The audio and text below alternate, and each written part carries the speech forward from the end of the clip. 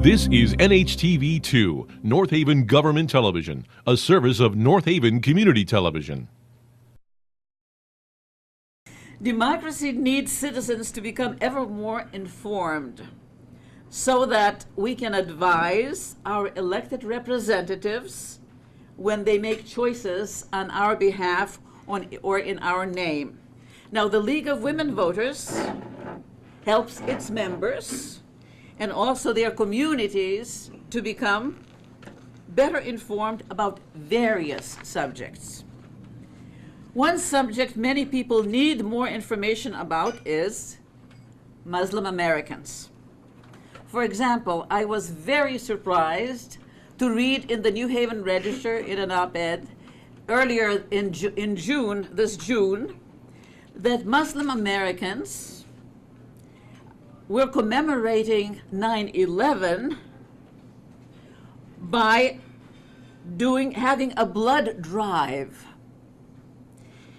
in 2011, and they had 10,000 donations, blood donations.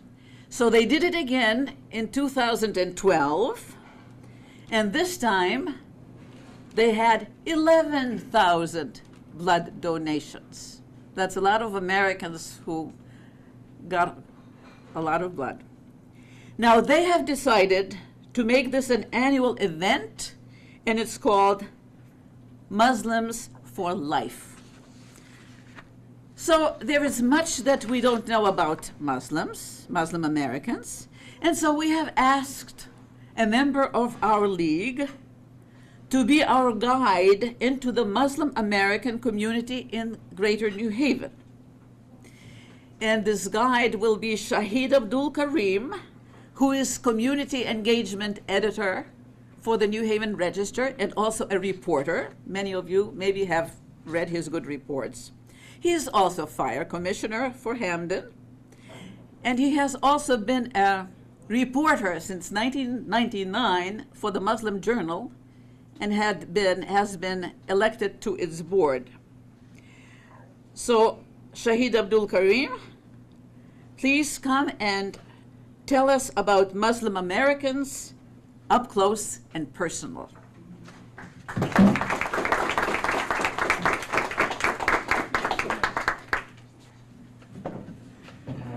Thank you so much. To the League of Women Voters, we appreciate the opportunity to be here with you tonight to educate and to hopefully clear up some misunderstandings or misunderstandings about the Islamic faith. What I would like to start off with is the mission and vision statement of... Could you hold the mic up higher? Yes. What I'd like to start off with is the mission and vision statement of our local community, which is located at 870. Is this mic in? I think. Is this? I was trying not to get that better. But she needs that. Oh, she needs it. Taping it. So our Islamic Center is located at 870 Dixwood Avenue in Hamden. And our mission statement reads, the Abdul Majid Karim Hassan Islamic Center is an Islamic community in association with the leadership of the late Imam W.D. Muhammad, which proclaims in word and deed the universal message of Al-Islam, that there is one God and one human family. We are committed to establish a balanced community life in its broadest sense, witnessing the eternal wisdom of the words of God and the life exemplified by Prophet Muhammad.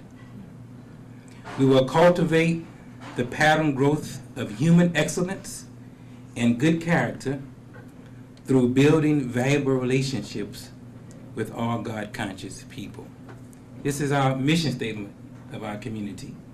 Our vision statement reads, to be a model community in its broadest sense, not leaving anything of value out. A community which is balanced, witnessing to all people, a community that God establishes, approves of, and supports. So I wanted to start with our mission and vision statement because I felt it described who we are as Muslim Americans and who we are as a Muslim community. And I believe that it outlines or details our connectedness as a people. Speaking for some Muslim Americans, we want our fellow members in America to accept us on the basis of our worth. We believe we are qualified United States citizens having the best qualifications for United States citizenship. We are citizens with a contribution to make to the national composition of American life. We know that America welcomes all that come to complement and contribute to her pluralistic national character. So when we hear the word Muslim, and I need to make a correction, it's not Muslim, it's Muslim. A lot of folks say Muslim, but we understand that Muslim is a bad name in the religion of Islam. So we have to understand that it's not Muslim, it's Muslim. So when you hear the word Muslim, we should understand it to mean living up to the best standards of goodness and excellence of any human being. Living up to the best example of excellence of any human being.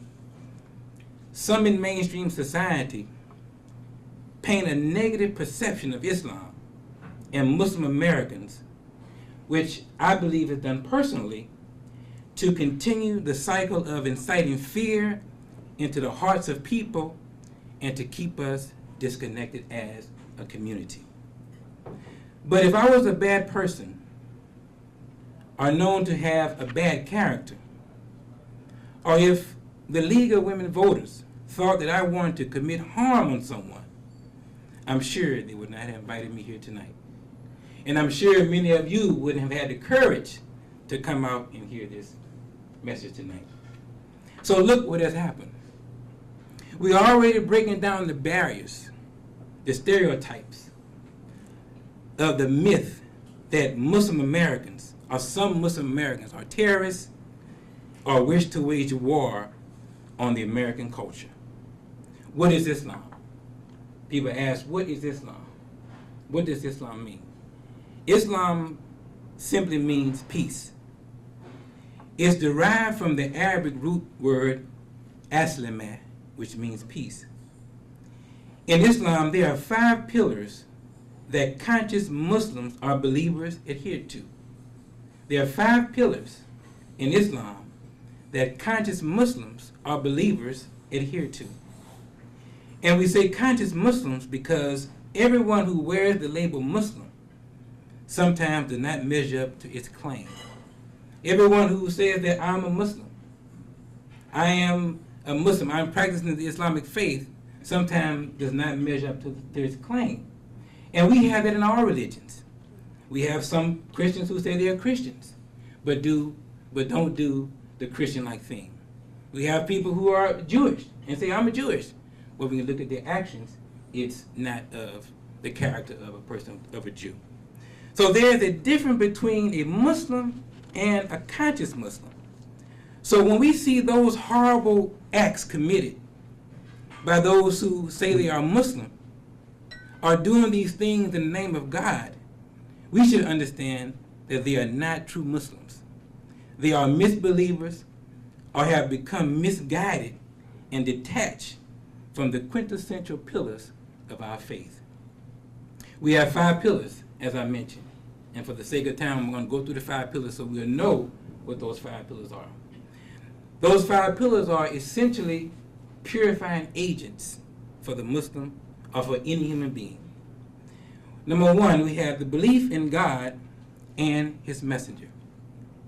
When we say believe in God, it obligates us to have intelligent faith, for us to become more conscious of God's commands and how we are to implement those commands in our lives.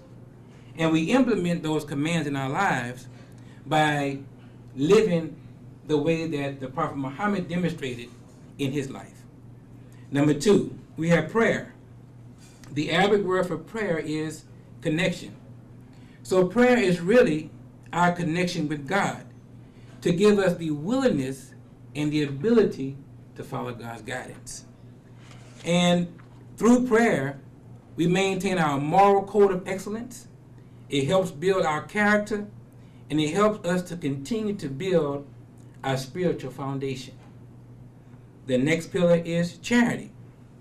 Throughout the Quran, God references charity and doing good.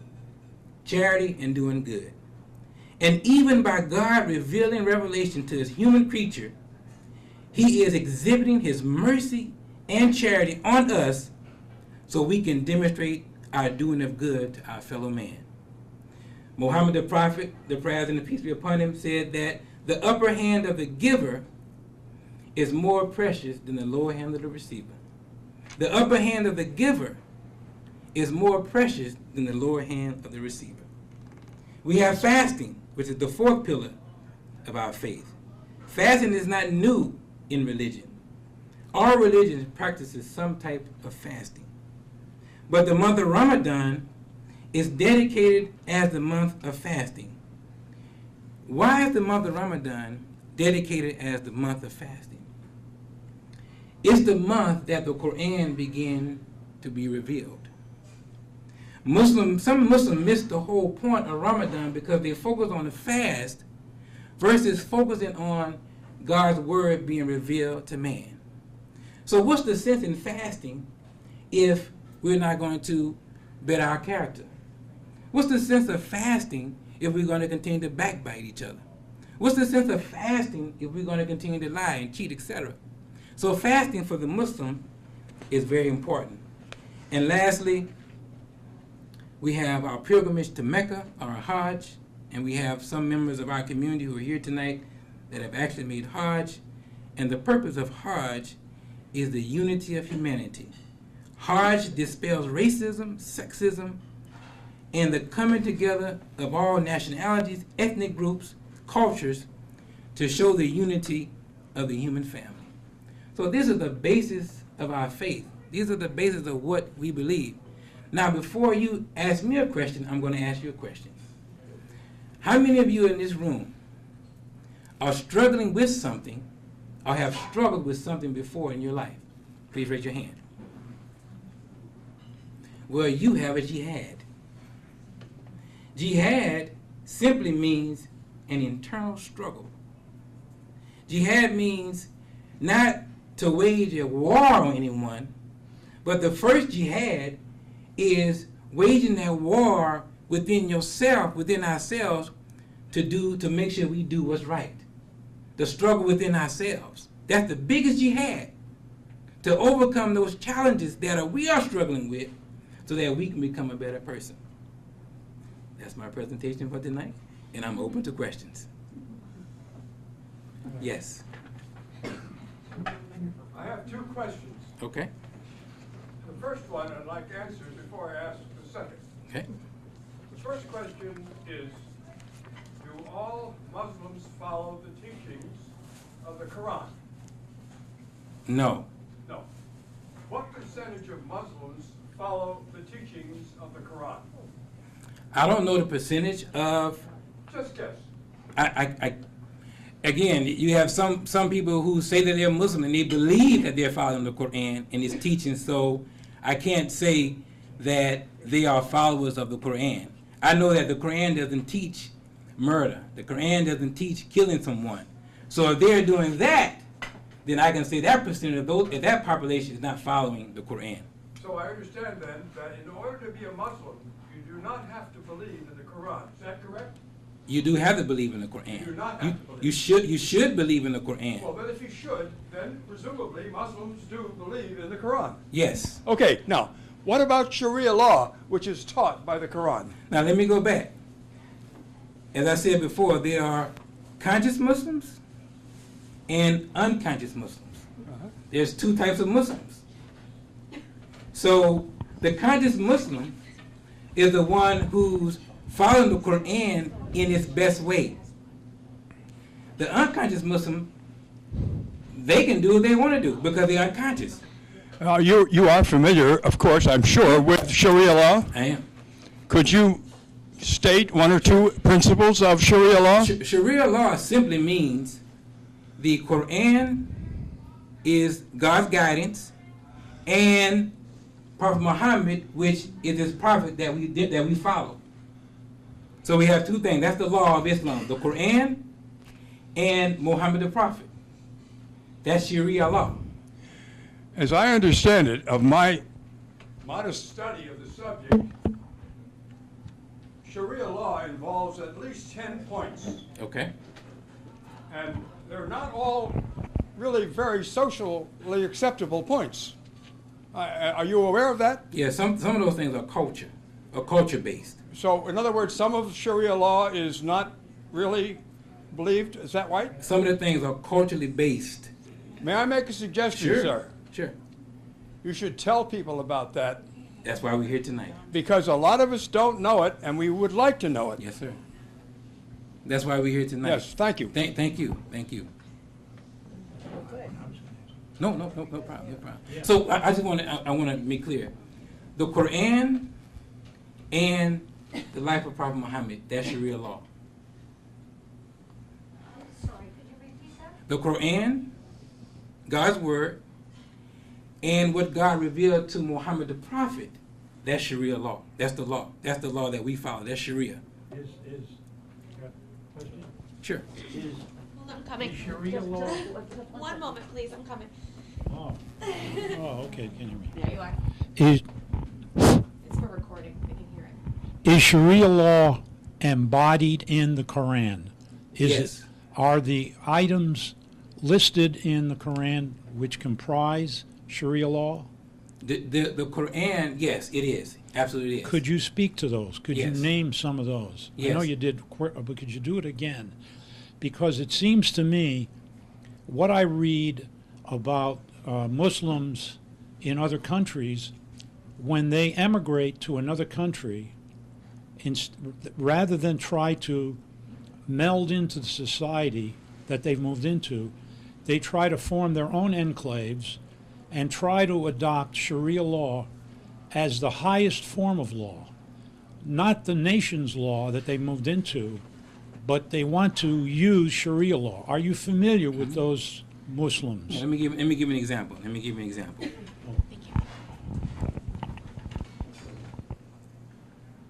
Sharia law tells Muslims that we can't eat pork. If there was pork served here tonight, Sharia law tells us that we can't eat pork. But we can't infringe our Sharia law on someone who wants to eat pork. We have to abide by the laws of the land. We can't go outside of the Constitution in America. We have to abide by the laws of the land. The laws of the land say that when you come to a stoplight, you should stop. So we have to abide by the laws of the land. Sharia law is not going to take over the American government because we are American citizens who abide by the laws of America that have been placed in America. As long as those laws don't conflict our religion. If the American government said to us, Muslims should drink, our book says that we don't drink, so we're not going to drink. And that's what's so beautiful about America, because there's no restriction. We can practice our religion. We can practice our faith and still be law-abiding citizens. Okay, I got another one. Are you familiar with the term honor killing? Honor killing. I am not. It's it seems if there's a Muslim that wants to leave the faith and I think this happened in the, it's happened, I think even in the United States, once or twice, perhaps more.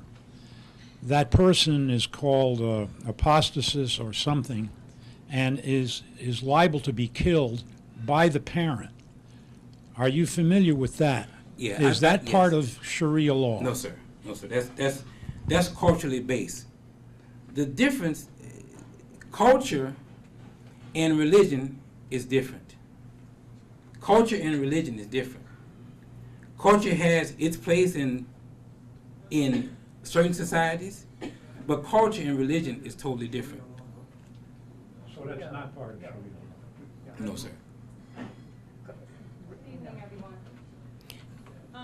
I would just like to say, for some of the questions that I'm hearing, I was born Muslim, okay? If you go to the store and you buy, say, a microwave, a washing machine, what are you going to do? You're going to pick up that guidebook and you're going to read it so you can know how that item operates.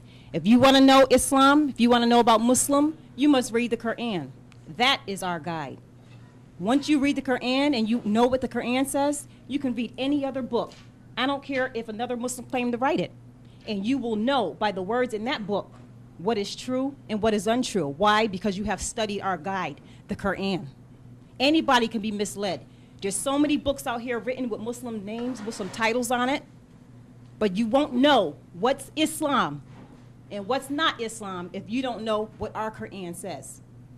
I am a 20-year veteran of the Army National Guard. I went to Iraq, and I had other Muslims ask me, how can you go fight your own people? Those are not my people who are committing these crimes. That's right.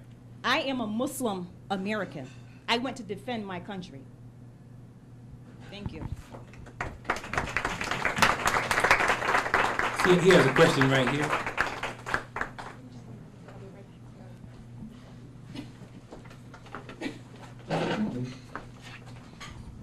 Can you tell me, excuse me, tell us about the Sharia law?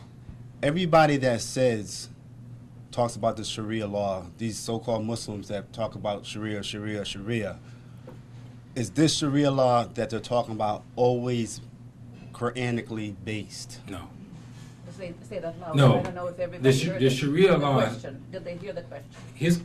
My question is to brother right here, Brother Shahid, is that everybody that talks about these so-called Muslims that we see on TV, talking about Sharia law, and trying to jam it down people's throats, is what they're talking about, is it Quranically based? And this is very important, I think, to understand this, because a lot of times words are thrown out about this religion and other religions, and they are used in a unflattering way, in an untruthful way. It has nothing to do with the religion. So my question is, You've answered the question. No. That's good. That's good. That's good.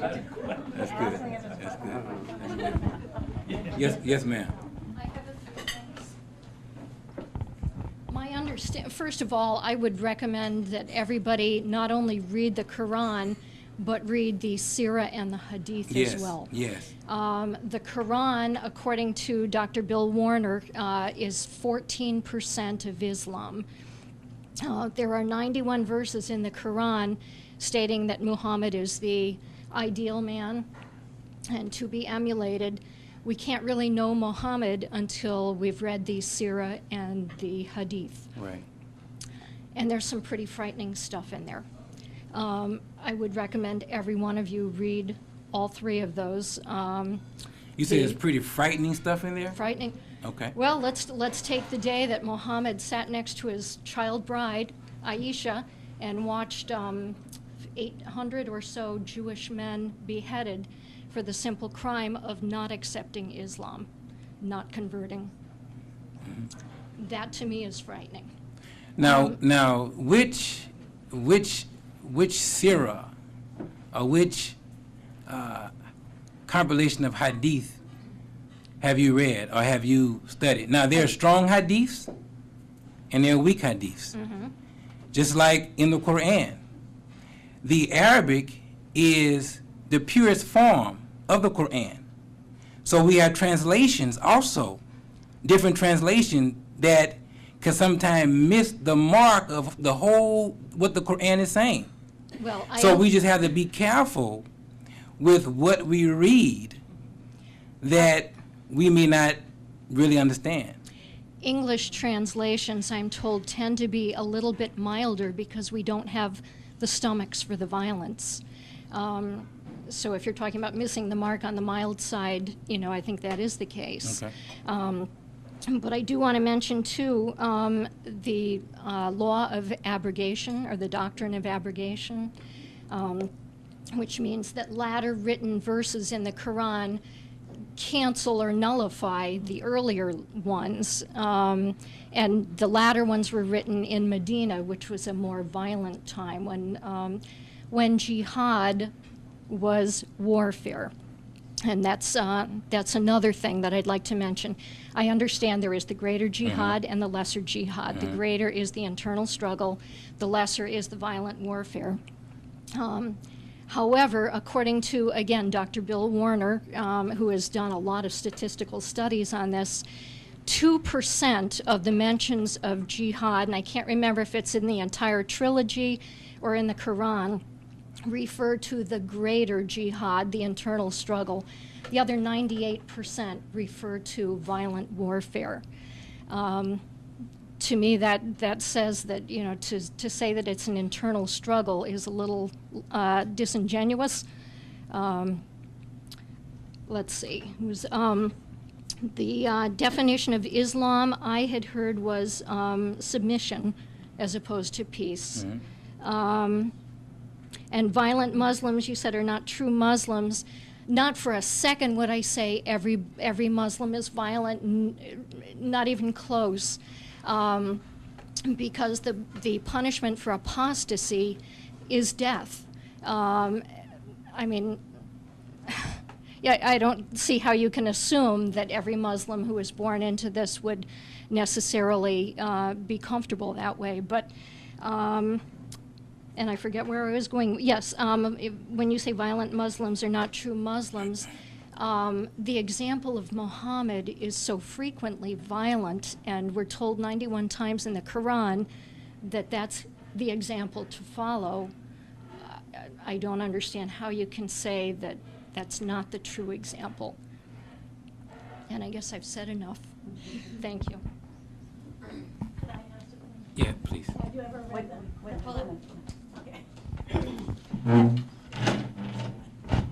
ever read the Old Testament in the Bible? Okay. That's it. That's all I have to say. Because if you read the Old Testament in the Bible, it's filled with violence. I mean, stealing birthrights. I mean, killing women and children. I mean, there's a lot of violence in this world that has, that has been associated with religion. So I just wanted to say that, and he could answer the question. That was my question. Have you ever read the Bible?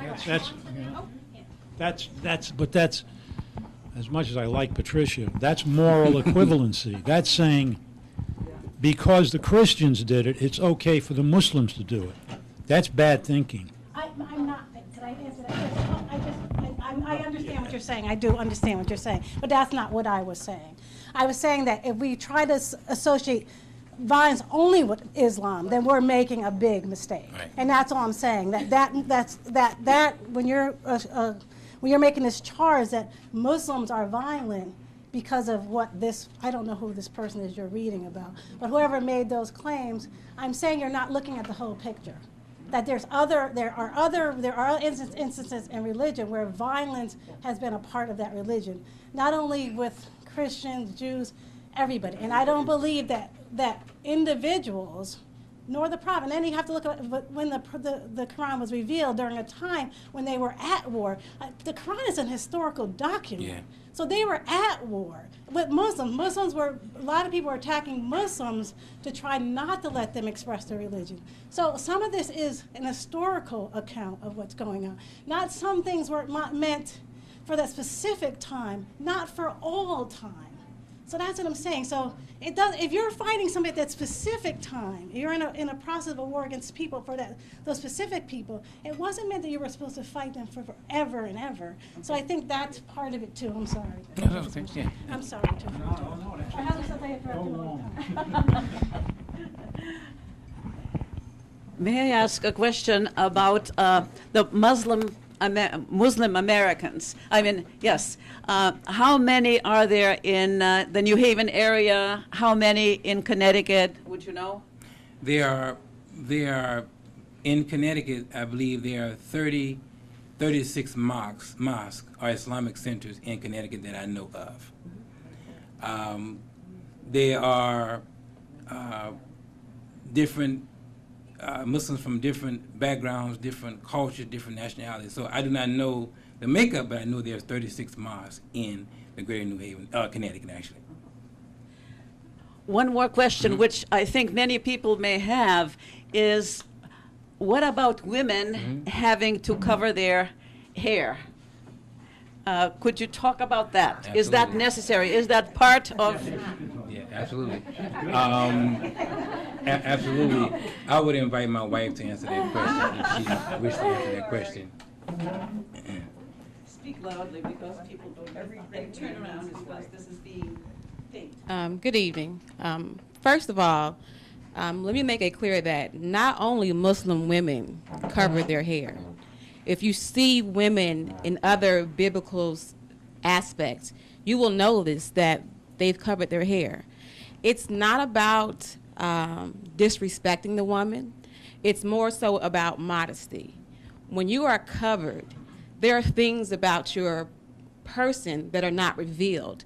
And so you have to deal with me one-on-one. It's not about, and I tell people the psychological aspect of it.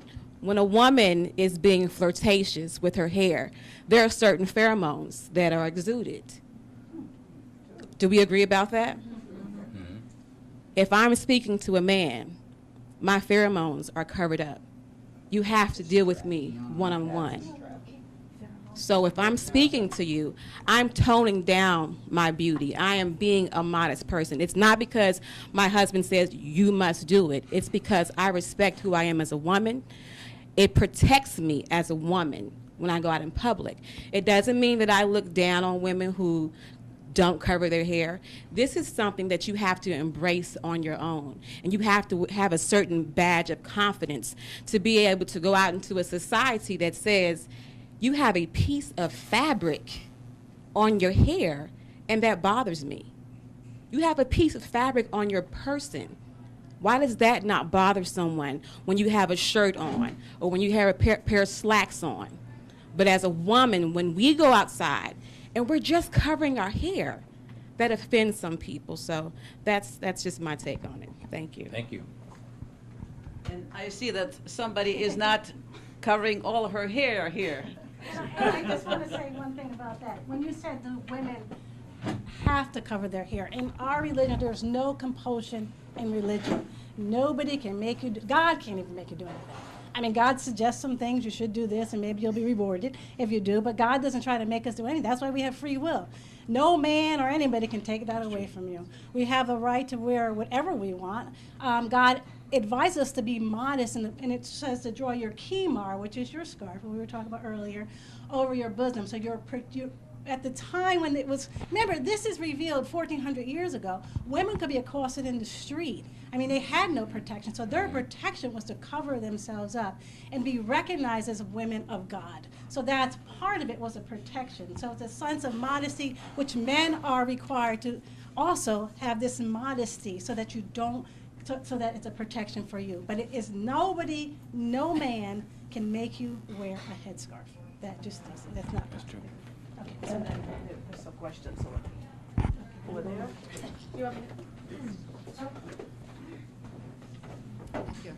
First of all, I need to commend you. I really respect you for being into the National Guard. I think that's a wonderful thing to have Muslims in the National Guard and in our armed services. I have read the Quran. I have read 3 different publications by 3 different publishers. I have given them all away over the years, but something sticks in my mind that in it says something to the effect that you need to kill the infidel wherever you find him for all times. Okay? It's in there. It's in the Quran. There are other things in the Quran, like do not be friends with Christians and Jews because they are friends with each other. That makes no sense to me. Why not be our friend? We are your friend. We're here tonight. We're trying to Yes, we're trying to bridge and I am understand grateful and for connect that. the bridge. I'm Yeah. grateful for that. Yes. But I know that Jane had something to say to your what you were saying. But did you still want to answer her? Somebody else, and then somebody here who has some thoughts. Okay. One more thing. As far as the head covering, I don't think that people get offended at it. They just look and say, why? You know, in America, yes, you can or cannot wear it. There are certain countries, Arabic countries, where if you don't wear it, you're dead. And with the killing of the infidels, etc., as we mentioned before, sometimes that's not the best translation from what the Arabic is actually saying. And just like this lady here was saying that, what's the guy named Paul someone? Bill someone? Bill Warner. Sometimes they may not give the best translation of what God has revealed in the Quran. So we have to be very careful if we don't understand what the Arabic is saying. Sometimes the translation can be very diluted, and it can be very culturally based as well. So we just have to be careful when we read that and take that as something literal. Question right here. Mhm. Sorry. Hi. Hi. I just wanted to say to everybody, Louder, because it's as on. I'm listening to all the questions, I'm kind of a little perplexed because how many Catholics are in the room? You don't have to tell me, but you're Catholic. But would you necessarily put yourself in with that group of Catholics that did wrong to young boys? You wouldn't group yourself in with that. Right. So why would you judge Muslims? It's their religion. It's what they practice. And I got a very warm welcome in the hallway from this gentleman earlier. You And did? regardless of his race, religion, creed, anything, I don't think people should be judged on religion.